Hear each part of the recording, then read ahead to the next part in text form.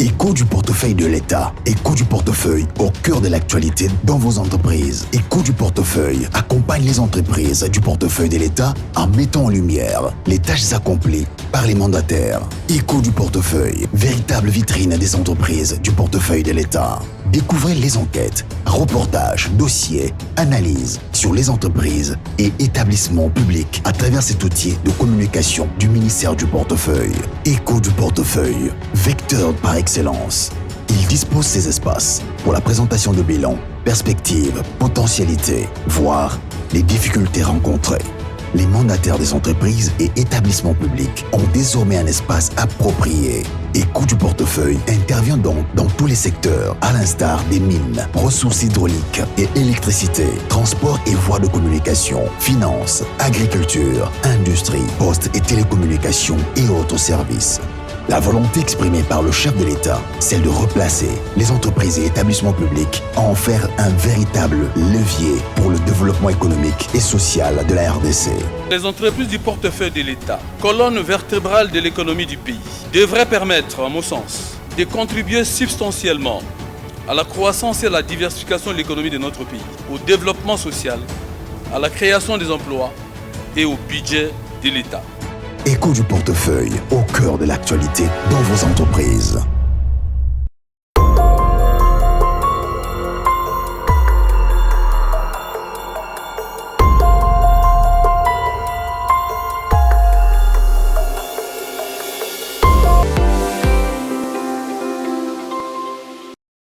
Tout le plaisir est pour nous de vous retrouver dans le cadre de votre magazine Écho du portefeuille, le miroir des entreprises publiques de l'État. Écho du portefeuille. Un nouvel avion de type Boeing 737 série 800 de la compagnie aérienne nationale est arrivé mardi et dans la soirée à Kinshasa pour la relance de ses vols. Norbert Sengamali, son directeur général en tête d'une forte délégation des Congo Airways, était là pour l'accueillir, mais aussi le directeur de la régie des voies aériennes et autres personnalités, notamment Jean-Bertrand Ewanga, président du conseil d'administration des Congo Airways. C'est tard dans la soirée que le premier avion de type 737 série 800 acquis par la compagnie aérienne nationale Congo Airways pour la relance de ses vols a foulé le sol congolais par l'aéroport international de Njili. Avec une capacité de plus de 150 places, dont 12 en business, le nouvel aéronef non encore peint aux couleurs nationales opérera en leasing en partenariat avec la société lituanienne Klagest. Présent à l'accueil de cette première livraison, l'équipe dirigeante de Congo Airways, conduite par son directeur général Norbert Sengamali et le président du conseil de l'administration Jean-Bertrand Ewanga, ainsi que d'autres partenaires tels que la CNSS, la régie des voies aériennes représentée par son directeur général, sont montés à bord de l'avion où ils ont apprécié chaque détail.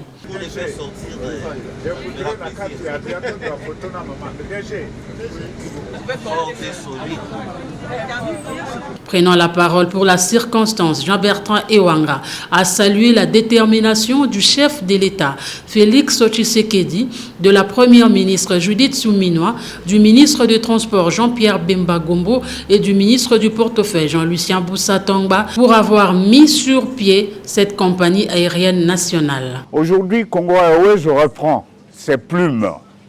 Ce n'est qu'un début. Il y a tout un programme. Nous ne voulons pas faire de publicité inutile. Aujourd'hui, c'est la reprise. Mais les Congolais doivent savoir. Nous devons aimer notre société et soutenir cette société pour qu'on aille de l'avant. Et la victoire est certaine parce que le génie congolais, je l'ai découvert au sein de Congo Airways. 2 jeunes, 2 dames, 2 hommes engagés pour une bonne cause. Et la réussite est totale. Aujourd'hui, c'est une grande journée de satisfaction. Et nous remercions toutes les forces et énergies qui ont contribué pour la concrétisation de cette action. Voilà, dans un premier temps, il y a un Boeing qui est arrivé, très important.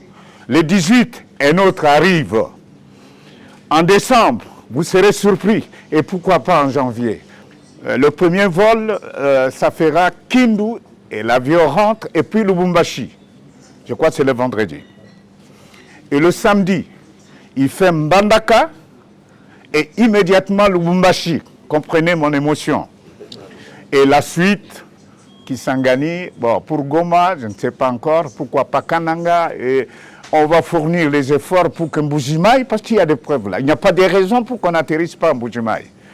Et je pense que le souci, avec la volonté de l'équipe dirigée par Norbert, qui a une grande expérience, et je crois que les idées, nous sortirons même de notre pays pour l'extérieur et servir l'intérieur au plus profond.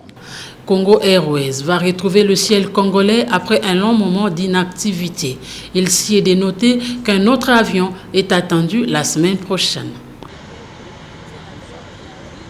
Le personnel et l'intersyndical des Congo Airways présents à l'aéroport international d'Ndjili ont dit leur satisfaction au micro de l'écho du portefeuille. Suivez.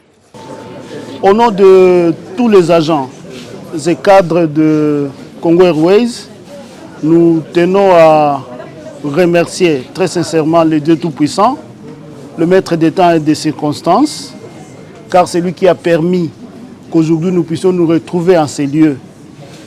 Et ensuite, nous remercions le chef de l'État qui n'a pas ménagé des efforts jusqu'au point qu'il a poussé pour qu'aujourd'hui nous puissions avoir les premiers avions qui arrivent.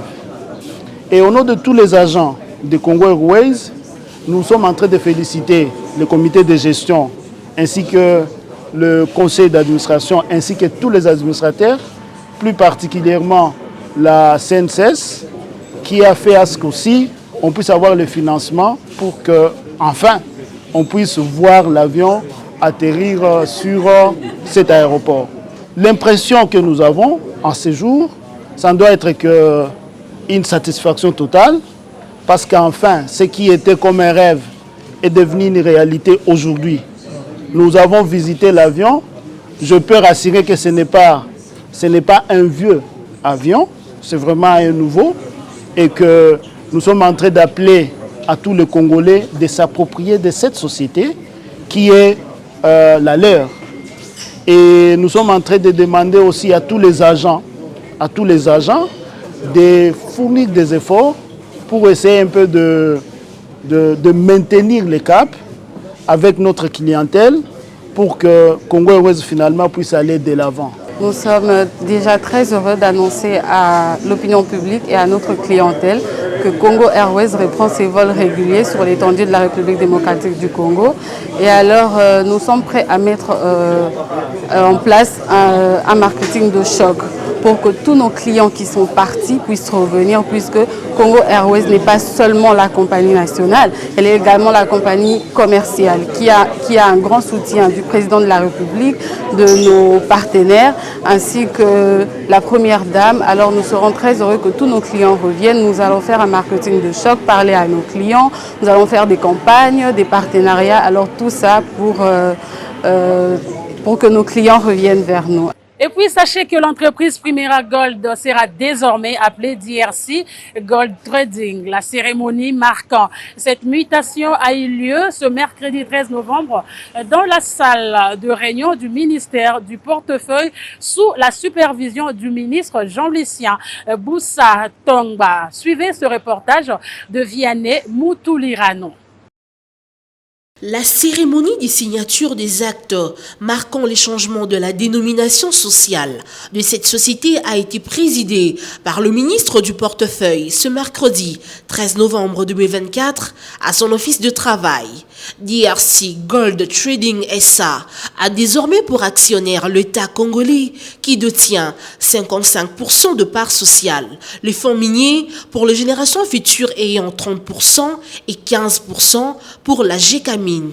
Je voudrais d'abord dire que la réunion traduit la volonté du président de la République, chef de l'État, qui a décidé de pouvoir avoir la maîtrise de l'or artisanal qui circule en République démocratique du Congo et assurer sa meilleure canalisation dans l'intérêt du pays. C'est alors que Primera Gold a été créé avec des partenaires extérieurs, mais qui se sont retirés peu avant le mois de juin 2024. Et il fallait internaliser la réponse. Et pour ce faire, une fois de plus, le chef de l'État lui-même, fort de sa détermination à pouvoir avancer dans cette dynamique, avait décidé et nous a instruit de pouvoir récupérer les 100% des parts que nous détenions dans Primera Gold. Et donc au mois de juin, l'État est devenu l'unique actionnaire de Primera Gold. Mais en même temps, il y avait des défis importants, les défis de financement des centres d'entreprise, dont le rôle stratégique n'est pas à démontrer en République démocratique du Congo. À cet effet, des rencontres, des échanges ont eu lieu avec FOMIN, bien sûr avec les ministres des Mines aussi, avec la GECAMINE, etc., pour que nous puissions trouver une réponse nationale au problème national. Et donc, ainsi, aujourd'hui, l'État actionnaire unique a ouvert les capitales à 2 autres actionnaires, notamment le FOMIN et la GECAMINE, qui rentrent dans les capitales avec respectivement 35% pour le FOMIN et 15% pour la GECAMINE, l'État détenant 55%. Comme vous avez bien compris, il est possible aux Congolais de se donner des réponses efficaces à l'interne. Pour un besoin estimé à plus de 50 millions de dollars, 70 millions de dollars, l'État lui-même, à travers ses structures, s'est donné des moyens. Et aujourd'hui, nous venons donc de signer tous les actes qui, concernent le changement du nom de la société. Aujourd'hui, on ne parlera plus de Primera Gold, on parlera de DRC Gold Trading. Et aujourd'hui, on ne parlera pas de Primera Gold comme société avec des partenaires extérieurs. C'est une société congolaise, on peut dire à 100%, même si c'est compartimenté entre l'État actionnaire et les autres entités importantes de l'État. Même son de cloche de la part du directeur général de DRC Gold Trading, M. Joseph Kazibaziba. Aujourd'hui, c'est une journée très spéciale de cette société que j'appelle toujours le dernier né de l'État, avec l'ouverture de l'actionnariat aux structures de l'État, encore une fois. Une société qui en vaut maintenant plus de 50 millions de dollars. Je crois que c'est une si très bonne exemple qui devrait, n'est-ce pas, caractériser et nous permettre et rassurer tout le monde qu'avec les Congos et les Congolais, nous pouvons beaucoup faire et peut-être faire mieux que beaucoup de partenariats de JV que nous signons en dehors du pays. C'est vrai que le défi reste énorme, celui de ramener dans le circuit officiel toute la quantité d'or extrait de manière artisanale. Et si nous devrions partir des chiffres, nous parlerons de plus de 50 tonnes qui sont extraits et exportés de manière frauduleuse sur la côte est du Congo. Et cela équivaut de plus de 5 milliards de dollars. Vous pouvez comprendre pourquoi c'est une société stratégique et si importante pour l'État, pourquoi le chef de l'État a tenu à mettre en place Primera Gold, qui aujourd'hui passe de Primera Gold à DRC Gold Trading. Pour la GECAMINE, c'est une énième expérience parce qu'après avoir passé par des partenariats noués avec l'extérieur, la création de ses propres filiales, aujourd'hui, la GECAMINE participe à l'actionnariat d'une société qui est une société de l'État à 100%. Comme fille mère du secteur minier du portefeuille de l'État, la GECAMINE devrait être présent et accompagner cette nouvelle société qui va œuvrer dans le cadre et dans le secteur de l'exploitation de l'or. Pour les faux miniers, c'est la première fois de prendre des participations dans une entreprise du secteur minier. Et aujourd'hui, c'est une expérience que le FOMIN vient de réaliser en soutenant Primera qui devient DRC Trading Gold. C'est vraiment un grand jour pour le FOMIN. Et nous espérons aussi encore assister les autres entreprises de l'État qui sont demandeurs de fonds au FOMIN et que si cela rencontrait les objectifs du FOMIN, nous n'hésiterons pas à les soutenir aussi. Et puis le ministre du portefeuille, Jean-Lucien Boussa Tongba, et l'honorable Miguel Cachal Katamba, directeur général de l'autorité de régulation de la sous-traitance dans le secteur privé ARSP, ont signé un protocole d'accord le mardi 12 novembre 2024. Les détails de ce protocole d'accord dans ce reportage signé Vianney Moutouli-Rano et José Kaembe. Étoffé par les experts du ministère du portefeuille tenu par Jean-Lucien Boussa et ceux de la RSP dirigés par Miguel Cachal, ce protocole d'accord est considéré comme étant un cadre permanent qui établit une passerelle de collaboration, d'accompagnement mutuel et de partage d'informations pour la mise en œuvre des préférences interentreprises. Il s'agit justement des entreprises privées avec lesquelles celles du portefeuille de l'État réalisent des transactions sur leurs actifs. Qu'à ce titre, l'ARSP est entre autres chargé de concevoir, assurer la mise en œuvre et le suivi et évaluation de la politique nationale ainsi que le politique sectoriel du contenu local. Attendu que des considérations précitées, les parties ont décidé d'établir des passerelles de collaboration, d'accompagnement mutuel et de partage d'informations concernant la mise en œuvre de préférences interentreprises par les entreprises privées avec lesquelles les entreprises du portefeuille de l'État réalisent des transactions sur leurs actifs, que pour ce faire, le parti décide de mettre en place un cadre permanent de collaboration, d'accompagnement mutuel et de partage d'informations. Selon l'esprit de ce document, chaque entreprise du portefeuille de l'État doit orienter prioritairement ses besoins et commandes vers d'autres sociétés commerciales de l'État à compétences égales, à en croire les explications de Maître Didier Cachala, directeur des opérations à l'ARSP. Il était essentiel que dans le cadre de la sous-traitance, parce que c'est de la sous-traitance qu'il s'agit, c'est pourquoi vous voyez l'ARSP être associé au ministère du portefeuille, pour que dans le cadre de ces transactions, les activités de sous-traitance soient canalisées aussi vers les entreprises du portefeuille de l'État. Parce que c'est ces entreprises où l'État a des participations dans ces entreprises privées qui font des activités de sous-traitance ou qui commandent des activités de sous-traitance. Il était essentiel que dans la chaîne de valeur de ces entreprises privées, que l'État puisse se retrouver.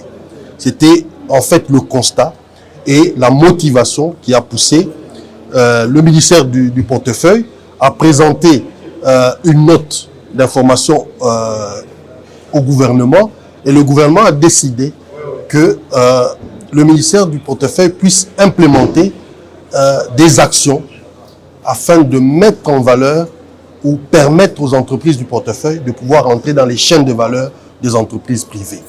Et aujourd'hui, on a concrétisé les travaux qu'on a commencés ensemble pour mettre en place un cadre permanent de concertation qui puisse permettre que nous puissions échanger des informations, partager tout ce que nous pouvons avoir, nous, en tant que régulateurs dans le domaine de la sous-traitance, et le ministère du portefeuille en tant que gestionnaire des entreprises du portefeuille de l'État. La convention que nous avons mise en place a une durée indéterminée. Et le cadre, comme je l'ai dit, c'est un cadre permanent de concertation. Il est essentiel que nous puissions, dans le cadre de l'État, mettre en œuvre des mécanismes qui permettent que l'État se retrouve dans la chaîne de valeur des entreprises privées. Pour rappel, c'est sur proposition du ministre du portefeuille que le gouvernement de la République avait adopté le 19 juillet 2024 la mesure portant collaboration interentreprises du portefeuille. En clair, Jean-Lucien Boussa avait suggéré que les entreprises du portefeuille s'accordent des préférences en matière de produits et services générés par les unes et les autres. Cette énième réforme qui connaît le concours de l'autorité des régulations de la sous-traitance dans le secteur privé est désormais une réalité et une opportunité à la fois pour les entreprises publiques de booster leurs chiffres d'affaires et se mobiliser dans le même temps pour saisir cette aubaine qu'offre cette nouvelle approche initiée par le patron du portefeuille congolais. Sachez également que le ministre du portefeuille, Jean-Lucien Boussa, a pris part aux travaux des assises sur les états généraux de la justice. S'exprimant devant les ténors du système judiciaire congolais, Réuni au centre financier de Kinshasa, le patron du portefeuille a exprimé son regret de constater que les décisions judiciaires souvent iniques ainsi que les saisies conservatoires et saisies d'attributions qui en découlent rendent le climat des affaires délétères. Suivez. Malade. Et voilà ce que je note. Et voilà la similitude entre la justice et le portefeuille de l'État. Et je pense que pour cette raison, je suis invité ici. Le portefeuille est aussi malade. Et parmi ces maladies se trouve être sa contamination par la maladie dont souffre la justice. Mesdames et messieurs, les profils de ces entreprises indiquent qu'elles sont dans la quasi-totalité moins performantes. Elles affichent depuis des années des résultats négatifs. Elles ne sont pas rentables. Mais pourquoi elles sont moins performantes? Pourquoi sont-elles peu rentables? Pourquoi ne dégagent-elles pas de résultats positifs? Pourquoi ne contribuent-elles pas substantiellement au produit intérieur brut? Pourquoi ne contribuent-elles pas substantiellement au budget de l'État, à la création d'emplois et à d'autres externalités positives? Et donc, parmi les problématiques qui ont été indiquées, c'est tout autre, permettez-moi le mot, l'intrusion de la justice, n'est pas seul. On a noté que la plupart d'entreprises du portefeuille de l'État sont victimes des condamnations judiciaires iniques, de saisies intempestives des comptes, du patrimoine, que sais-je encore. Et pourtant, l'enjeu du contrôle de l'économie nationale par les Congolaises et Congolais eux-mêmes est tel que ce fonds de l'économie doit être maîtrisé par les Congos, par les Congolais. Au moment où il y a émergence d'une catégorie de classes d'entrepreneurs venus d'ailleurs, qui aujourd'hui ont envahi, voulais-je dire, l'économie congolaise. Je ne suis pas contre le secteur privé. Je ne suis pas contre l'attrait des investissements directs étrangers pour que ça soit fait dans les règles. Ce qui est inquiétant est que d'ici quelques années, si on y prend garde, l'économie congolaise risque d'être contrôlée par une catégorie, j'ai d'ailleurs, d'acteurs économiques venus de l'Inde, du Liban, du Pakistan, de la Chine. Et la perspective dangereuse qui se cache derrière ce que nos enfants, nos petits-enfants, risquent de vivre dans un monde où ils vont commencer à chercher du travail auprès des personnes, des acteurs dont je viens de citer. Pourtant, il est possible de pouvoir changer de paradigme, inverser donc la donne. L'un des mots, qui affecte les entreprises, justement, je l'ai dit tout à l'heure, ce sont les saisies intempestives et les saisies intempestives et la spoliation du bien des entreprises du portefeuille de l'État. J'ai dit, toutes les entreprises du portefeuille de l'État sont victimes de cet état d'échec. Mesdames et messieurs, comme j'ai dit tout à l'heure, l'importance, la place et l'incidence de la justice dans le développement économique et social des nations n'est pas à démontrer. Et notre pays ne se soustrait pas. Tous les auteurs de l'économie institutionnelle démontrent comment des institutions solides, transparentes et inclusives sont fondamentales pour une relance économique durable et efficace. Pour ces derniers, une justice qui renforce la confiance, réduit les incertitudes et favorise une participation équitable est essentielle pour restaurer la croissance économique. c'en est fini pour ce numéro de votre magazine Écho du portefeuille. Si vous avez apprécié le travail, dites merci à Gabriela Kim, à Nathalie Sekabouro et à Caroline Coco Ngobe du côté technique, José KMBT derrière la caméra et Vadia Bastem.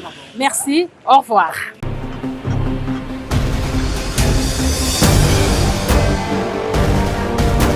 Comex Actu, encore et toujours, votre magazine de prédilection. À lire sans modération, il monte d'un cran. République démocratique du Congo, 3e mondial, du cuivre, Kamoa Copper, le géant coprifère.